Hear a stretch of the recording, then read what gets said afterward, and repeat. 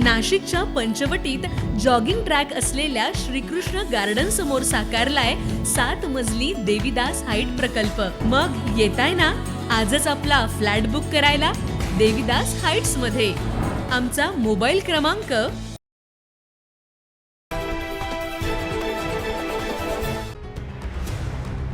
नाशिकमधील स्वयंघोषित ज्योतिष कॅप्टन अशोक खरात प्रकरण ताजं असतानाच एका मल्टीनॅशनल खासगी कंपनीत देखील महिला लैंगिक व मानसिक अत्याचार झाला असल्याची माहिती समजते।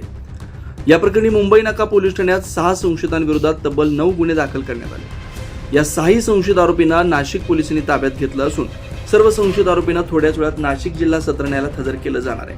महिला विनयभंग, छेडछाड, धार्मिक भावना दुखावणं या प्रकरणात 6 आरोपींना पोलिसांनी ताब्यात घेतलं। नाशिक पोलीस आयुक्त संदीप कर्णिक यांच्या आदेशानं प्रकरणाचा तपास करण्यासाठी एसआयटी स्थापन करण्यात आली आहे।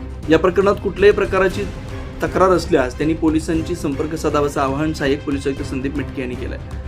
नाशिक शहरातील एका नामांकित बहुराष्ट्रीय कंपनीमध्ये महिलांचा विनयभंग, लैंगिक अत्याचार, मानसिक अत्याचार आणि धार्मिक भावना दुखवल्याचे एकूण 9 गुन्हे दाखल करण्यात आलेले आहे। त्यामध्ये आतापर्यंत 6 आरोपींना अटक करण्यात आलेली असून गुन्ह्याचे गांभीर्य, व्याप्ती पाहता गुन्ह्याच्या तपासाकरता एसआयटी स्थापन करण्यात आलेली आहे। माननीय पोलीस आयुक्त श्री संदीप कर्णिक सर यांच्या आदेशान्वये एसआयटी स्थापन करण्यात आलेली असून पुढील तपास एसआयटी करत आहे। यासोबतच नाशिक शहर आयुक्तालय हद्दीतील सर्व खाजगी आस्थापनांना पोलीस दलातर्फे आवाहन करण्यात येत आहे की आपल्या आस्थापनामध्ये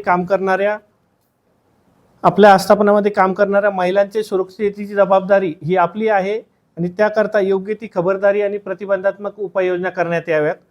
तसेच कुठल्याही महिलेची